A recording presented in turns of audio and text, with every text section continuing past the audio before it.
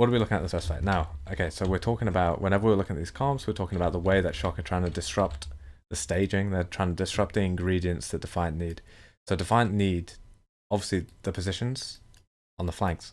Now, the thing that these positions do, yes, they enable them to push like this. They enable them to commit and take dives. They also enable them to build ultimates, right? Those are the two things that those are like the two main things, sorry, that those kind of positions do for them, right? If they have those positions, then it's very easy for Defiant to play their default of spamming, building ults, then committing as soon as they have a chance. So we see Shock playing in various ways to disrupt that type of playstyle, right? Obviously, on the previous map, we had a really nice corner that the team could play in, which meant it was very easy to kind of rotate the Kree around, you know, flashbang a Tracer on this side, shoot the Echo on the other side maybe, force them to hide. So that instead of Defiant having 1, 2, 3 angles, they had 2 angles, and then the rein comp was playing, say, like round here with a little one for the Kree. And in that type of situation, where Defiant don't have all the angles, Shock's comp was better, right? Now on this map it's slightly different, and we're going to see another way that Shock can disrupt these positions. Not by speed boosting across the point, but by just TPing, yeah? So, and again, like, we don't typically see teams speed boost straight onto the backline, because that type of initial setup, again, look where the Echo is, look where the Kree, look where the Echo is, look where the Tracer and the Ball are, right? If Shock at this point speed boosted straight through, they would die, right? The Echo comes in, Ball comes in, Tracer comes in, they die, right? Whereas if they're using TP, they can actually get away with these kind of straight pushes, yeah? See if they could have done anything different in the backline.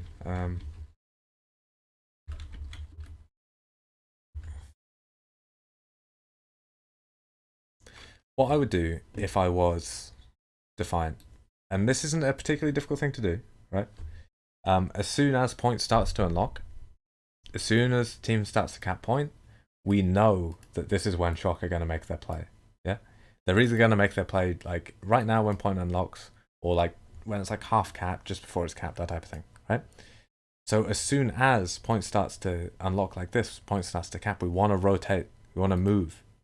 We don't want to be standing here when point unlocks, because the enemy team knows where we are. We want to sit here, make as much noise as possible, you know, spam, spam, spam, spam, spam, spam, spam. Shout to the enemy team, here we are, here we are, here we are. Then as soon as point unlocks, we know that the enemy team is about to go for their play. Be it speed boosting onto us, TPing onto us, whatever, right? Very important thing for supports to get. So as soon as this happens, we can rotate. Doesn't matter where we rotate, as long as it's going to take an extra, you know, few seconds for the enemy team to TP out here and react. Yeah. So we'll see where they are when point unlocks. Because again, he's still here when the TP comes out, right? The TP is going to happen at this point when point unlocks. So we don't want to be still standing in the same position that we were standing in, you know, 5 seconds before the point unlocks, right? We play here before, just before point unlocks, we start to rotate, yeah? Like, that's what we need to do. Not stand here, then run off in 2 different directions. This is such a simple concept to understand. I don't know why, how it's possible, like, how it's possible to make a mistake like this as a fucking Overwatch League player, right? You know that they're going to wait. You know the exact time they're going to TP. It's built into the game that this is the time they're going to TP. So why are you standing in the same position for 5 seconds straight during this time period? Yeah. It's such a simple thing to understand. Like, just think about what the enemy team are going to do, and you'll make it'll be so automatic, the play that you make, and all it'll be is rotating here. That's all it'll be. Such a simple thing to do. Yeah. Like, surely you're expecting to run into rein comps on this map. Surely you've scrimmed versus rein comps on this map. You know how to play. You're playing Shock. You're playing Shock. I don't know. I hope that makes sense to you guys, because it clearly doesn't make sense to Lastro. And like, someone must have told him at some point, right? Someone must have told him. It baffles me. It baffles me. People have been sim TPing on backlines for eons, you know? Like, there's fucking cave paintings of it. Just, you think at some point they'd figure out a way to play into it. Brilliant, brilliant. I love this. I love this. I love this. I really want to draw attention. I really want to draw attention to this. This is beautiful, beautiful, beautiful, beautiful, right? How does the rein comp play into a comp that has superior angle control, right? This is really, really important to hear. how does rein comp play into this? Do they sit at the back? Do they try and absorb? Do they try and just use rein shield? Do they try and just force point and nothing else? No. We see them surprising people on flanks. And here's the thing that we're always talking about when we talk about kind of playstyle versus comp, right? The playstyle that Shock have to take, because their comp, their general comp, right, is a rein comp. So they have the Lucio, you know, they have like the main core, whatever, right? The general playstyle the comp has to take is disrupting Defiant as they try and get the angles they need for an engage, yeah? And again, not just for an engage. These angles, yes, they allow them to engage. They also allow them to create openings via spam, build ults via spam, but then let them engage, right? So how do we see Shock react? We see them contesting these types of angles. Yes, Kree is probably the best hero at doing it. Tracer is also pretty great at doing it, which is why we see Kree Tracer pretty commonly as a DPS lineup if we're playing versus dive. But that doesn't mean the sim can't do it, right? So we're looking at what Glister does here to contest this angle. He hides, not peeking. Again, gets quite lucky on this. We can see him jiggle peek in this corner. You know, seeing what's happening. He's not committing to a fight. He's just seeing if he has an opportunity. He sees Nice here. Nice doesn't watch for it. Comes out, hits him. Doesn't need to get this kill. Forces Nice off the flank. And now, Defiant are going to need a huge amount of time to spam. And probably from this position, they're not even in a great position to spam and build ults, right? So critical moment, hugely critical moment there from Glister. And again, thinking about Nice, think about what Nice should be expecting. He should be expecting Glister to make these types of plays, right? Hopefully my internet is working and this hasn't died again. But, you know, we can look at Nice. Have a look at his camera range. Let's see if he had a chance here, right? He's shooting. Checks a little bit. And then he walks way too far forward and doesn't look to the right again. Again, kind of unlucky on the timing.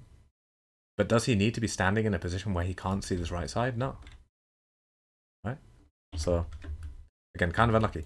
If he was keeping more of an eye on this angle, which he needs to, because he knows that Shocker needs to go for this. And again, talking about the passive advantage, what was the second thing in that passive advantage video that we were talking about, right? We're talking about this team is at a clear passive advantage, right? Because they can control all these angles, spam the enemy team until they have a chance to push. Yeah, we can talk about how, you know, Shock are pretty good at building ults in these situations, whatever. But in terms of that initial passive advantage, Defiant are at the clear advantage because they can take the angles, they can spam, they can build ults, they can engage, right? The way that Shock have to play is by disrupting it. Yeah, we saw that in the first example with the TP, which is why I was so annoyed about the TP, because it's like, you know that Shock are going to have to do that, so why aren't you ready for it? And now we see it again. We know that Shock aren't going to try and speed boost on point.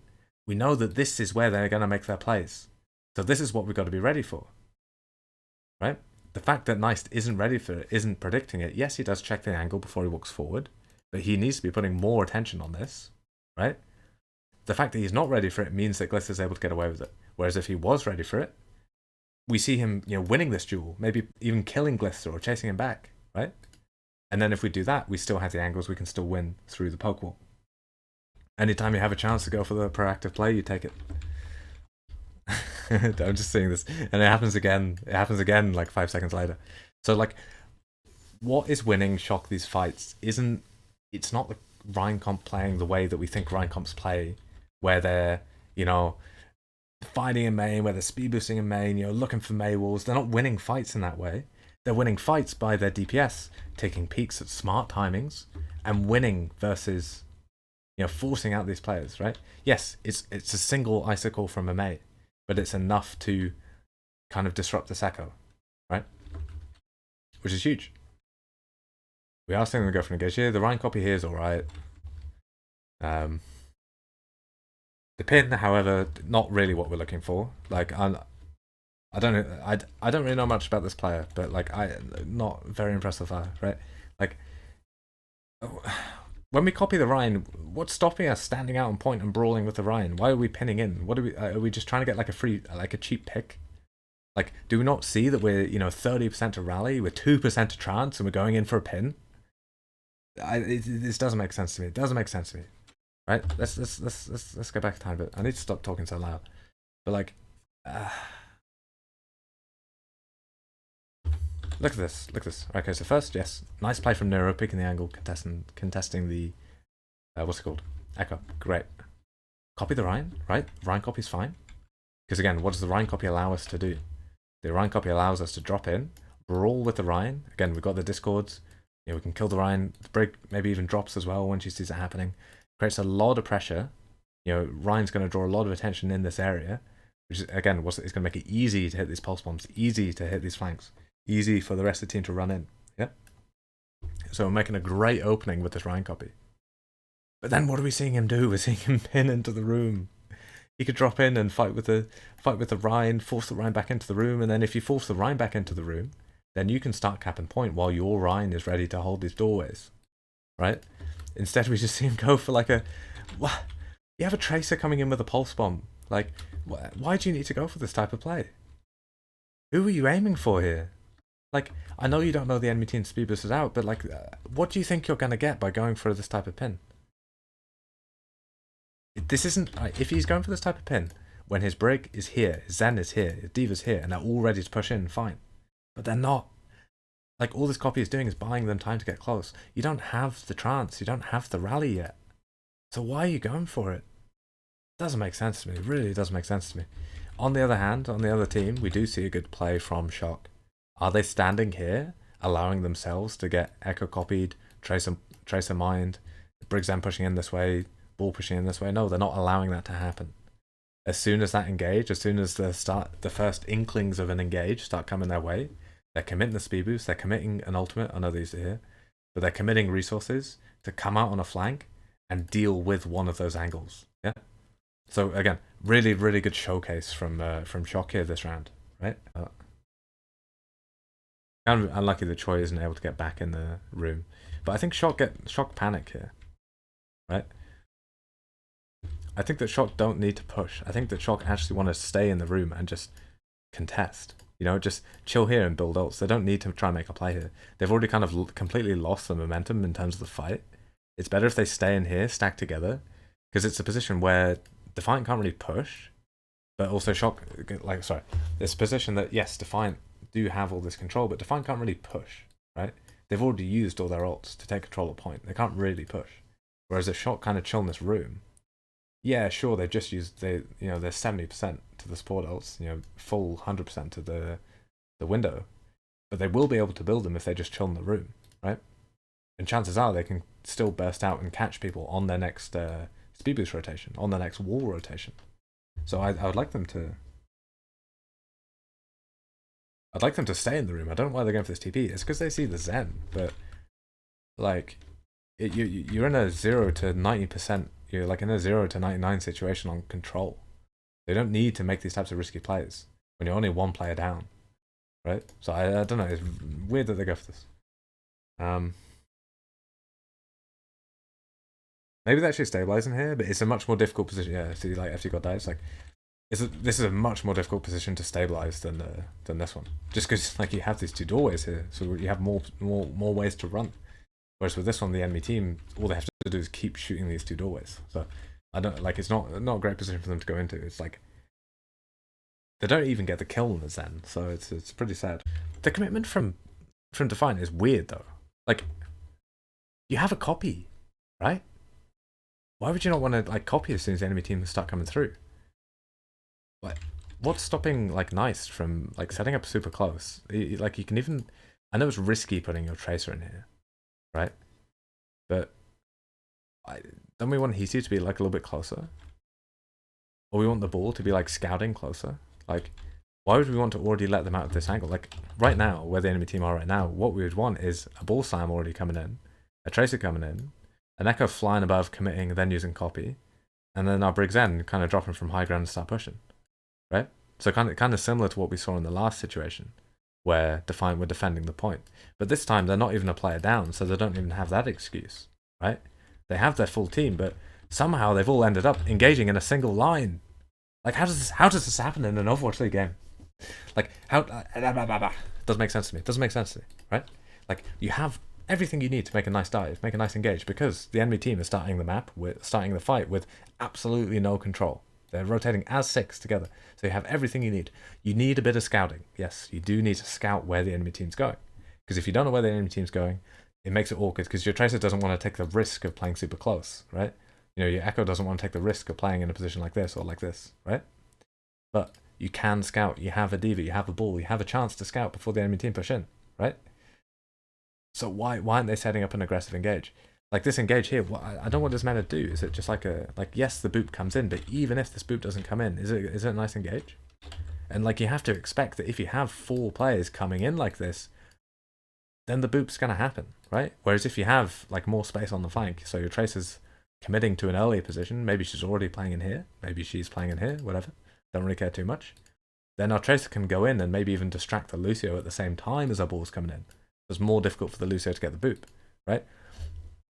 These engages shouldn't live or die on whether a Lucio manages to hit a boop on a Wrecking Ball, which isn't actually an easy thing to do before he hits the pile driver, right? So it's really, really odd. Like, we're 99% to mines. We've already got copy. We're 88% to trance. So why is our Zen over here? Like, why would we want to play at such a long distance? We want to play in a position where we can all push in, all dive. We need an off angle. Ideally, Tracer's maybe hiding here. Not the greatest place to hide because the enemy team probably will check it as they push. But if we have a little bit of scouting, she can get away with it. She can even play closer here if she wants.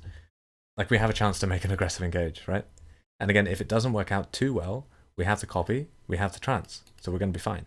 And again, because we're engaging, during that time period where the enemy team are reacting to our engage, we should still be able to get out and take a second fight around point, right? So we have this opportunity here. We have this opportunity here, and yes, it looks like they are kind of going for it, but they go for it in a way that means because FD God hits a boop, it completely fails, right? And a Lucio hitting a boop on a pile drivering ball should not decide a fight, right? It should not decide a fight. Not an opening engage like that, yeah? Once again, we find ourselves on the receiving end of a sim TP. Critical boops.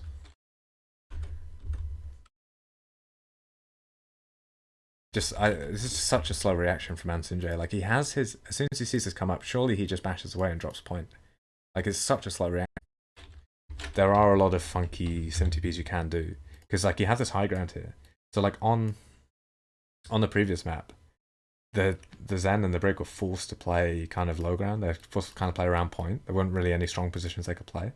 Whereas on this one, because they have the high ground, the only way you can even threaten these players back here is either through spam, like range spam, or with having a sim TP. You don't even have to use the TP, you just have to have it in pocket. And it's a kind of threat. Also, the way that Shock have been using it on the retakes, we'll see if they do it again here, is that they're kind of catching this first engage and then TPing in. Because like typically what we'll see is the rein comp, they'll rotate, they'll clear out the side of the map because their backs are to that wall. They'll catch some sort of engage here, you know, as not necessarily catch it, but try and stay alive. And because it's their first rotation, because they have full cooldowns because they're playing a 6, they should be able to survive some sort of engage here as long as it doesn't have, 4 off angles, right?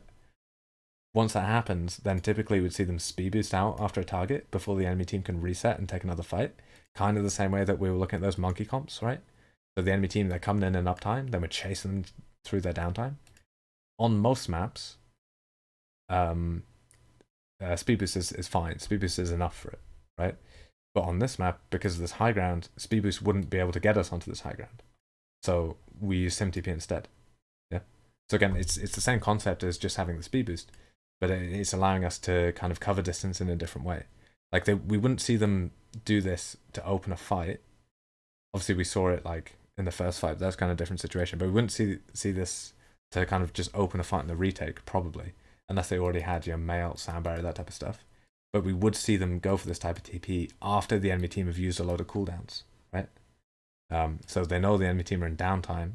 Then they're abusing that downtime by sim TPing in. The sim TP the sim on this map is mostly because of this high ground, and also because sim is like really effective at denying these 2 doorways versus tracers and stuff. The enemy team are now terrified about pushing in. Like you can see Michelle going through and checking these angles for the Anna. He's scared. Anyway, what are we seeing from the Briggs end? We are hopefully seeing them make these types of rotations. So they're muscling a rotation so that they have some space. Then they're using that space to help their ball and their tracer take control of the flanks. So we can imagine they come through on this side, get to like this position. Then they use the fact that they have Briggs end and obviously flankers. Again, this is kind of why we kind of want the Sombra more. or not necessarily want her more, but she really fits into the playstyle of the comp. Then they can use the LOS of the backline to help their DPS take control of the flanks. Once they have the flanks, once they have the angles, they're in a very comfortable position to just kind of keep shooting until they have the ults, or they've done enough damage for the whole team to commit and push. Yeah. And again, with this comp, every time we're looking to rotate this brig Zen in. We're closing out fights by rotating our brig Zen in at the same time, our balls diving at the same time, our tracers in the flanks. Yeah. That's the way their comp's trying to play, the way that Shock's comp's trying to play. It's very different to, well, it's not that different to the brig Zarya, but it's different to the it's different to the monkey Zarya in the sense that we're not seeing those discrete engage, disengage cycles, right? Because again, it is quite easy to punish them. If we instead have monkey and diva, we're a little bit more fluid because the monkey and diva can rotate together and kind of brawl on corners much better than the monkey Zarya can. Because if a monkey's holding the corner and all he's got is a Zarya bubble, it's actually very easy to just kind of burst around, force him out before he does enough cleave. Whereas if we have a monkey diva playing together, they can brawl in that corner really, really efficiently, right? And obviously there's Anna to help them do that. So that's kind of why this comp isn't too bad for like defense, right? Monkey Zarya on the other hand we wouldn't really like it if we saw that hit, because again, when relying on those engage, disengage cycles, very tough, yeah. And holding a corner with only a monkey bubble for your Zarya, very, very tough too, because the enemy team can just burst around, force them out, right? So again, what do we see? So we'll see how that actually plays into each other. What we can't allow to happen, though, is this, right? This is what we can't allow to happen. We are playing brig Zen. We are playing brig Zen. We have a diva. We have a ball. We don't have anyone who is kind of obligated to play in main. Yeah.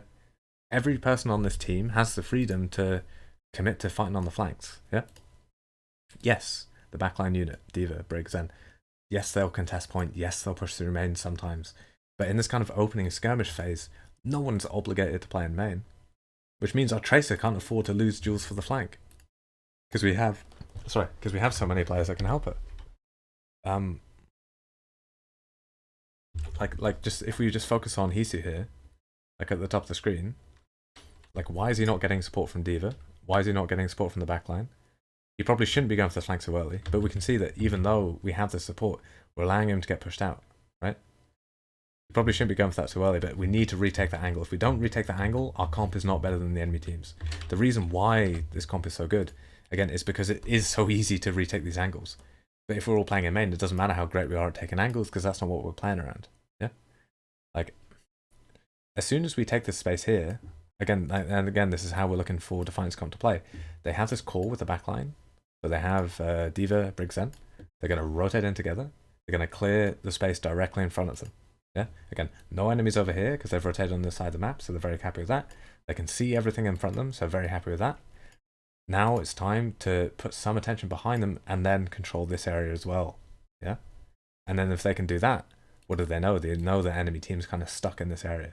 And if they're controlling all this space, I know there's too much drawing on the screen right now, but if they're controlling all this space, then they have a very easy time then committing for a dive, right? So we should see them rotate in, take some space over here, then they're going to turn around and retake some space over here, and then with that, that's how they need to attack. That's how they need to move into space that the enemy holds. Take a bit by muscling the backline together, then use the LOS of the backline to take some more, right? And on this map, it's easiest to do this, then turn around, take main, right? Again, a lot of talking, but hopefully we get the point. Instead, we see Lastro just get blinked on and killed. What? Why is our tracer going for a dive on the backline before we set up the angles? This is very basic, right? This is like we I don't know. This is more than cave paintings, you know. This is like, what dive are we expecting to take here? What? Why? What? Okay, I need to figure out a way of explaining this because it doesn't make sense. What are we expecting from?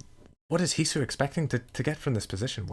What's he looking for? He has a brig Zen behind him. He has a diva next to him that can help him. He even has an Echo, which doesn't even want to be playing main versus this comp. Why is Nero allowed to play here? Again, we know he's there just because Hisu's just fought him, right? Surely Hisu has just screamed to his team that he's lost this tracer duel, and now they're all going to turn around and help him. Surely they understand that. Yes, this comp is a good dive comp, But the reason why it's a good dive comp is because it's very easy for them to get the positions they need to commit to a dive. Until they get those positions, there's absolutely no reason for them to even think about committing to a dive. So why are they looking for it? I have to work this out. I have to, like, we saw them make real fundamental mistakes when they play versus like Boston, and they can't afford to make them versus. They can't afford to make them versus Shock.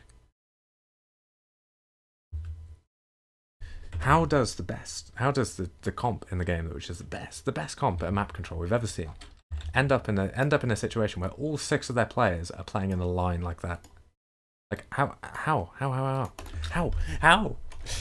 Oh, I'm losing my mind. I'm actually losing my mind. How do you get, like, okay, it's fine. Start the fight in this position, rotating in, fine. But as soon as you're in this position, as soon as your backline is somewhat secure, you then need to put attention on retaking the space in main, so that now, instead of being kind of forced into this kind of position on the map where your backline's super vulnerable, you can now take some space main, and now what do you have? You have space over here in your control, which means that your backline's safe. Because for the enemy to get to you, they would have to go through and fight some of your players, which is, again, long distance away from your backline. Even if they get through, it's a lot of time for your backline to react, right? Again, this is very, very simple stuff. This isn't complicated. This is the basics of how to play this comp. Who on Defiant isn't teaching them to do this, right? Who on Defiant, like, surely these players themselves understand this. Shock haven't forced any mistakes out at this point too. This isn't Defiant being in like a tough position mentality wise, or like tempo wise. This is just Defiant not, I don't know, just not even taking an opportunity. It's just the basic way the comp's played. We can't allow an Ana, a Monkey, and a Tracer to set up a clean dive on our backline when we're playing this type of comp. It really baffling. I don't know. I was hoping this would be a more entertaining game than the previous one, but like, how we're seeing such simple mistakes, I don't understand. It doesn't make sense. This isn't a difficult concept to understand.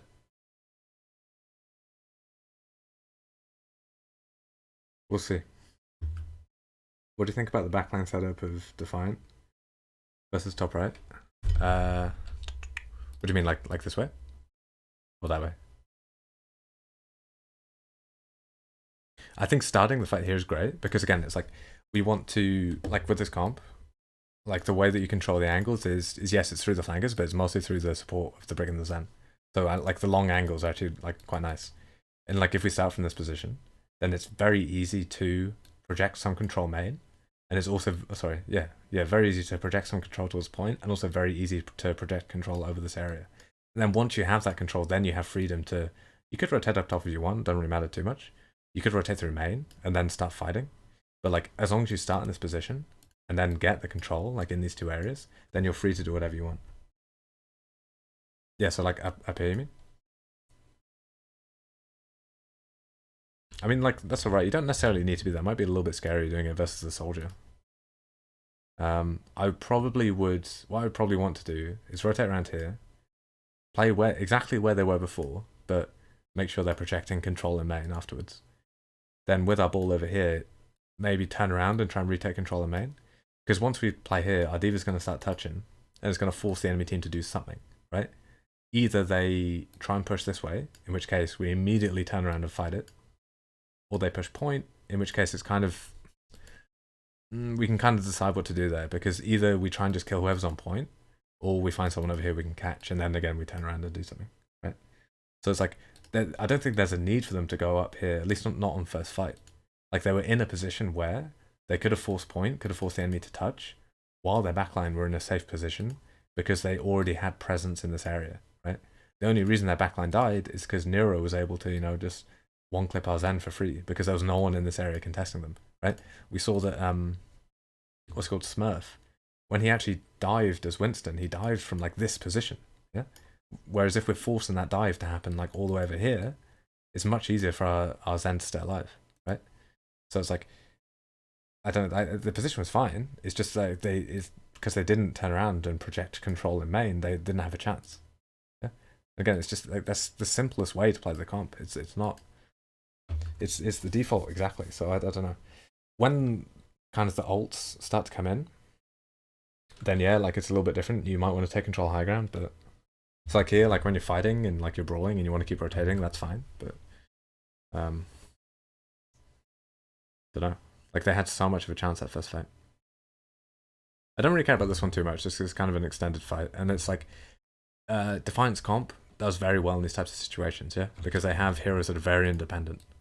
So if the fight breaks down, everyone's fighting in long distances like that, or like in lots of different places like this, then Defiant's comp is good for it. I don't really want to go into like every individual death and stuff. Yeah, it's like I don't really like these like super long angles versus the soldier and stuff, because again, it's like anywhere you'd want to put your Briggs in, you're thinking about it first as, does it help us take control of the flanks with ranged LOS? And second, does it give us a chance to kind of close distance and brawl, right? Whereas this position doesn't really give us either of those things. It's not one I would gravitate to unless the enemy team have a load of ults and we're trying to take like a really, really slow fight. Yeah, we'll see. Anyway. We're still playing this comp here. Obviously, the monkey comp is much easier to play on point B because it's difficult for the enemy team to get the off angles. They can't really poke him out from up here. They can try, but they'll probably just get dived. And then if they do try and force a rotation here, this is an area that the monkey is actually fairly comfortable fighting in. So we'll see. See what happens. Nice to see Defiant going for these early rotations. They're using the... How does that actually happen? But they're using the rally to help the rotation, which is fine, you know, because again, the enemy team are going to come in. How Lastro gets split from Anson J, I have no idea. I don't know. We're just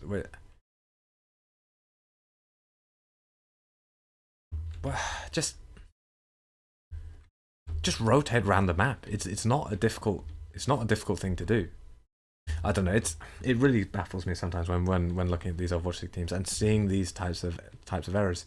Yes, play-ins, very stressful situation. Yes, play-in versus shock, stressful situation. You lost first map, whatever, fine. But like, you can't afford to make these types of mistakes. And it's like, when Overwatch League teams, they should have the basic understanding of how to play these comps. That should just be a thing that they have. Surely they have all the time in the world to work on the mental aspects that mean they make these mistakes. Like, surely they have enough time to work on those things, right? I don't know. I'm not sure. It doesn't make sense to me. It's just like, how do we want Defiant to play the opening of this fight? We want them to play it pretty slow. We don't want to see them force a rotation too early. We actually want to see them try and force the monkey in early and then try and catch him, right? Like, we don't want to just try and force these engages. We want to take a setup, again, flank, main core. That means that if the enemy team do come in before we force a rotation, we can catch it. Yeah? So hopefully we see that. If we see them go straight for a rotation, they'll probably get blown up by this brig. Why are we copying a monkey? Why are we copying a monkey? What do we see on our screen that means we have to copy a monkey before the fight starts? Why do we want a monkey? Like, we already have a ball, you know? Like, this is something that doesn't make sense to me. Like, it's not... I don't know who teaches this. Who are you looking to, like, dive here? You're just playing monkey in the middle of the team. It doesn't do anything for you. It doesn't do anything for you. If you're playing Echo, you can actually do something in the fight instead of... Like, I don't know why people think it's such a great idea to copy the tanks and stuff. When it's like, you might as well just play Echo, you know? If you're going to copy a tank, it has to be inside of the enemy team, right? Where you're not at a massive disadvantage on that hero because you have like a 4-second, 5-second cooldown. If you copy a monkey here, you use the jump, and that's it. That's the whole copy. Well, not the whole copy, but that's like basically the copy, right? Same goes for D.Va. You copy a D.Va here, you boost onto someone, that's it. So why are we looking to do it for an opening engage? It's just dumb. Like, why would we not just want to play Echo and then maybe use a copy to chase an advantage, right? Or maybe engage as Echo, then use copy once the enemy team turns around to deal with us, and now we're copied in their backline and we've wasted all their attention, you know? So like, it's just such a weird way of using copy, and I don't know who's still telling players to do this. It doesn't make sense. Monkey's not like a really strong copy target or anything. That makes sense. Anyway, we're looking at Shock go for like an early disruptive play, which is good. I'm glad to see it. I don't know how Twilight gets scouted so early. I assume that the ball season, maybe? But I prefer to see him playing a little bit more passive and trying to hide so that he can actually hit this flank. Instead, because he reveals himself kind of before the rally starts to come in, it means that it's very easy for Diva to hit the nade, and now he's probably just going to die. Nice to see Violet with the rally. Gets pulse bomb, pretty unlucky. Choi probably should have eaten that one. Twilight, again, I don't know why he got caught. Let's find it just super quick. Let's see. See why he got caught. Where is he? How does he allow himself to get scouted? How does he allow himself to get scouted? Oh, he just gets spotted by the ball. Again, it's like, he doesn't need to be like peeking out here. He needs to expect the ball to be at top. He can just hide in this corner. The ball won't see him. Or maybe the ball does see him, but whatever. Anyway. Bit of a greedy position, but don't really mind about it too much. The pulse bomb's the most unlucky bit. Again, it's because it happens at the same time as the monkey. Or is it the monkey and the tracer go on the backline? We do get the kill. So we probably will see Shock winning this fight, hopefully, right? Because again, even though this type of play didn't really work out, we lost the Brig, we lost the Ana, it still created enough of a distraction to get the Zen, right? And that typically is how defensive teams want to play, especially when they're playing the monkey. Yeah? Again, if you're playing monkey on defense into this type of comp, you can't allow yourself to get baited back and forth. Because in that type of situation, if you allow yourself to get baited back and forth and the fight takes a super long time, yes, you do get the chance to build nanos and stuff, but you'll be losing so much flank control in the meantime, and your monkey will be taking so much damage, you'll be building so much of the enemy ult charge in the meantime, that you don't really want to get drawn into that. It's kind of better for your comp to take an early commitment, force everything in, try and get a play, try and get an advantage, before the enemy team slowly push you out on the flanks because they have Brig Zen. Yeah? So it's good. I like that engage. Yeah. I don't know why Michelle doesn't have his boosters. No, he just used it there for some reason. I don't know what that was about. And we can see Choi. He smells blood, he sees this Diva like waste the boosters and he's in, right? Whereas like there was no pressure on Michelle to make that play because the soldier wasn't even out on the hallway. Out on the balcony, right? So because Michelle just wastes his boosters in pre-fight, he gets hunted down, and he's not able to get healed up. And then because so we can see a cascade failure from Defiant based purely on this boosters, right? And this is what I really want to draw attention to, is how that these kind of early mistakes in kind of decisions, abilities, his mindset, whatever, can have such a runaway effect. Yeah. So thinking about what Michelle wants to do, right? Michelle wants to be in the mindset that he's always able to disengage because his team right now is in a position where all they're doing is skirmishing, right? All they're doing is skirmishing, they're building their ults, they're getting in a position where they can slowly push in, which means they're slowly taking control of the map, slowly inching closer towards point, but they're always in a position that if the enemy team do decide to push, they can either catch it, catch it with their own ults, or disengage, yeah? And by wasting his boosters here, he's not able to do that. And we can see the effect that has. Because, right, so he wastes the boosters here, right? Then Michelle hunts him down, right? We see him, because he doesn't have the boosters, he doesn't get saved by the trance. And now what we see is when the nano runs out on the monkey, about here, and the monkey jumps back, because we don't have the mech, we're not able to push in and punish this disengage, yeah? So we know how the monkey comp has to play. The monkey comp goes in. Sorry, we know how the ball comp has to play into the monkey. We know the monkey goes in, fights for a bit, spam, shooting, whatever. Then at some point the monkey will get forced out. The nano's going to run out, the bubble's going to break, the monkey's going to have to leave. What the ball comp has to focus on is making sure that they have the resources to chase the monkey when they disengage. To punish the enemy team while they're in the downtime of healing the monkey while the monkey's waiting for his next jump. Because Michelle wastes his cooldown, then gets hunted down, and gets demeched, Defiant aren't in a position to chase the monkey. They're not in a position to punish the disengage, right? Which means that, as we see here, again, this monkey should have died, right? Had Michelle been a mech, Smurf's probably dead here, right? Which means it's very easy for the rest of the team to push forward. Instead, you know, sure, we see this nice pulse bomb, but other than that, you know, Defiant didn't really have anything. They weren't in a position to chase the disengage. They weren't in a position to punish the enemy during their downtime. And again, what does that mean? It means that half a second later, or sorry, 5 seconds later, after Smurf has jumped out, he's jumping back in, basically full health, with Primal, ready to punish Michelle. Yeah, you know, we can see how much of the fight gets decided just by him wasting that cooldown. Yeah. Again, this is what I'm saying when these types of comps, when they're attacking, they're taking a setup that always enables them to either run away or kind of catch an enemy engage. Yeah. So that setup, flank, you know, flank, whatever positions, not as simple as that, but it's a setup that enables them to either run away, or catch an enemy engage, depending on the situation. Yeah. Because Michelle wasted that cooldown, Defiant wasn't able to do it, which then meant they weren't able to chase the monkey. Yeah. Which obviously then meant that Smurf was able to jump back in with Primal. So we can see how we get that kind of runaway effect just from those early mistakes at the start. Like if you focus on the ways that Shock are kind of taking control of the flank, and the ways that Defiant aren't really forcing control of their own flanks, right? So like two things to look at. We're looking at this area over here, and we're looking at kind of this area over here. Yeah.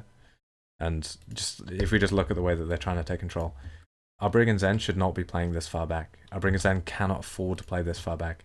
We need to either be forcing control in this area here, which probably wouldn't be a great idea, because again, terrible angle for our Brig Zen, or forcing control in this area here. Yeah, we cannot afford to sit at the back while the enemy team run around the map and take every space. So just look at the way that Shock control these angles here, right? You know, we see that Hannah walking on the Tracer and nading her, right? Now the Sombra's walking into fight. Yes, finally our Brig Zen are pushing around the flank and fighting, but imagine if we actually had a DPS here to help them. Imagine if we had a Sig here to help them, right? And now instead of the Brig Zen being here by themselves, we had a Sig here, who is then starting to walk forward and actually push the advantage, right? Like our Tracer's been naded, she gets forced out. I think our Diva just gets flown onto. She gets whip shot into the corner, so she can't walk out the door. Then they fly onto her. Like it's just Defiant are just getting pummeled in their attempts at controlling the angles. Yeah, absolutely pummeled. And it shouldn't be that way. Like their comp is so good at controlling the angles. Like Shock's one isn't terrible, especially not in this area of the map where you have these kind of tighter doorways where you get loads of value out of the Ana, where you get loads of value out of the monkey. But this shouldn't be the case. And now we're seeing our ball going for a slam while the backline's all the way over here. This is just a complete collapse, right? Let's think about a different situation. Let's think about if instead we had, you know, maybe Sombra's over here. Don't really care where Sombra is. You know, Tracer's on this side of the map, right? Let's think that instead Sombra was kind of hovering around this doorway, doing her thing, you know, just kind of contesting the enemy team, just controlling this angle, not really doing a whole lot with it, that's fine. Our Brig Zen, yes, they started over here, but then as soon as, sorry, Sombra's over here, but then as soon as the enemy team starts coming up top, what do? They rotate to the left with the Sig, right? Before that, the ball was just kind of hovering on point, that's okay. They come around this corner, they take control of this angle, the Tracer was already around here leading it, right? The Sig could even be on point at this point, don't really care too much. And now when the ball engage comes in, what have we got? We've got Tracer pushing the angle, we've got Brig Zen pushing in. We've got Sombra over here, who is maybe able to push in when the enemy team is distracted, right? We actually have a good engage based on the strengths of this comp, which is obviously controlling the angles in the first place, right? So like we have those chances. It's not a difficult thing to do with this comp, but we just don't see them do it. Yeah? And instead, what does it mean? It means that all this dive does, it gets our ball 15% ult charge and feeds the enemy team the rest of their nano. That's all it does. Yeah. In fact, our ball even dies for it. So great job from Defiant. Absolutely beautiful way of playing this comp. Yeah. I'll go back one last time and just watch it through, because this is textbook. You know, beautiful. That's, you know, we allow ourselves to get pushed out of all angles. We don't commit to retaking those angles, and then we go for a hopeless dive. Yeah, hopeless. Like, we need to commit to controlling the angles in the pre-fight, and then using those angles to take a dive. That's the only way to play this comp, but it's also a very, very easy way to play this comp too. There is no point in playing this comp if we're not aggressively using our brig zen to take control of the angles. Yeah. Okay, this is good. So obviously we were talking before about the way that we were using the SimTP and the way we were using the Lucio speed boost, right? In that we were using them to... Okay, the Lucio is kind of separate, so we'll talk about the Lucio first. So the way that we use the Lucio in pre-fight is to take long rotations around the map or through enemy LOS that's kind of far away, so that we can get through the LOS quickly to a strong position, right? Again, I'm not talking about Nimbani here, I'm just talking about like in general, right? That's the first way we're using the Lucio. Second way is the same way that we were using the Sim, is that we're brawling around a doorway. Not necessarily a doorway, but we're fighting with the enemy team as we're coming in. And then once we kind of won that, once we push the enemy divers out, you know, monkeys jumped away, balls left, traces recalled, whatever, we're then using either the speed boost to chase the advantage, or we're using the Sim TP. Yeah? Now, that works really well on King of the Hill, but on Nimbani, we don't need to do that, right? We don't need to do that, because there isn't like a super strong position for the enemy backline to play. The enemy Ana can't stay here, because she has no cover. She has like this little thing here, and then this doorway here, which just isn't very good for her, right? So if we can push these players off, they have nowhere to go, right? They can either leave all the way, or they can like keep trying to fight around this doorway. The fight is going to be basically won or lost around this doorway, right? So we don't need to put loads of effort into thinking, oh, what we're going to do after we force these players out. Once we force these players out, it should be pretty easy for us to force point. They're going to have to come to us, right? We don't have to chase onto a backline that's hiding in a really strong position over here. We don't have to TP onto a backline that's hiding in a really strong high ground position over here, right? So that's why we're seeing Brig. Yeah, that's why we're seeing Torb instead of Lucio or instead of Sim. Yeah, I hope that makes sense, right? Because after we fight around this doorway, we don't need to do anything but force point. Yeah. Now, obviously, because we're fighting around this doorway, Brig, Torb fit that situation much, much better. Yeah. And again, with this type of comp, unless there's like a incredible anti-nade coming in at the same time as a nice flank from Hisu, should be very, very difficult for Defiant to kind of win this here. Yeah. Like we should just see Shot kind of brawl out onto them. So we'll see. Again, we have the same situation with the Brig. We are, what are we doing? How are we opening these fights? We are forcing a rotation, using the strength of these heroes together to force a rotation to ensure that this side of the map is empty. Yeah, because we know this is the edge of the map, nothing could be here. Now what it means is an enemy engaged can only come in from this direction.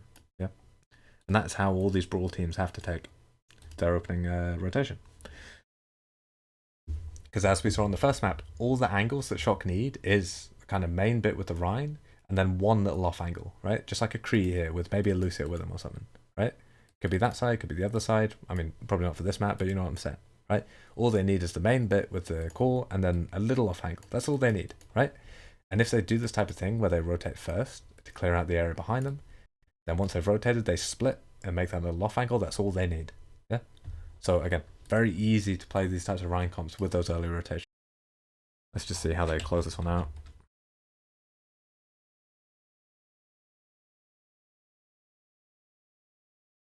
Engage. And again, we can see the way. I'll do this one last time, just because it's like a really good showcase of how Rein comps are playing. Right, this is more of a showcase of the way Shock are playing than the way that Defiant are messing it up. But we can see that we're having this first rotation with the main core of 6, and we have a slight off angle. Right, on this area of the map, Tracer is very good at it. Right, so she's playing over there. What that means is that when an engage comes in, Shock are just kind of waiting for it, and they're waiting to kind of disengage. You see the distance. Look at the distance between the Rein and the BAP. Yeah, the distance, because we're not fully committing. We're just kind of walking forward until the enemy team are forced to engage. It's the same thing as we were talking about with the dive comp, right? Where the dive comp plays, you know, flank, flank, flank, slowly walks forward until the enemy team engage, and then they try and catch that engage. The Rein comp can do the same thing. All comps can do that same thing, yeah? With the Rein comp, this just means the Rein walking in forward, and the whole team ready to peel back, which is what we're going to see now, right? We're walking in, we're fighting, As soon as this copy comes in, as soon as the monkey dive comes in, we commit the speed boost. Probably commit the lamp pretty soon. Oh no, we commit the sound barrier, same thing, right? So as soon as that engage comes in, we're speed boosting out. We see not another copy, not another one, please, please. Not another one. Is this the one he gets value out of? We gotta see it, we gotta see it. We gotta see it in all my 50% frame loss glory. Come on, come on. Flank it, flank. No, don't engage from main. Like, he's coming in with the intention of copying a diva. Why? Why would you not want to fly in and try and do damage to the Batiste? He's here, he's ripe for the taking, you know? Why would you not want to... just kill him.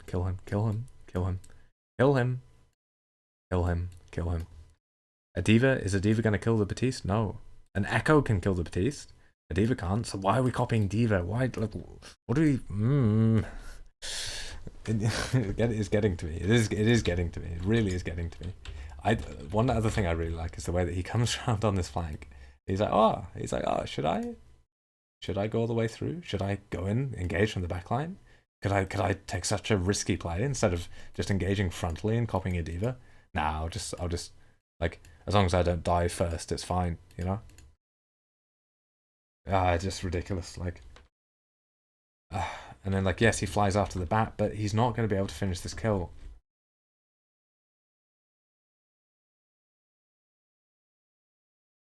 I don't know, just really depressing. But no, we can see the way that Shock are taking these fights, where they're coming in main, slight off angle, ready to disengage, ready to catch the enemy engage. Once they catch it, then they push forward while the enemy team are trying to kind of stabilize, and they're chasing with whatever they have, right? Windows, sound barriers, diva bombs, shadows, whatever they've got.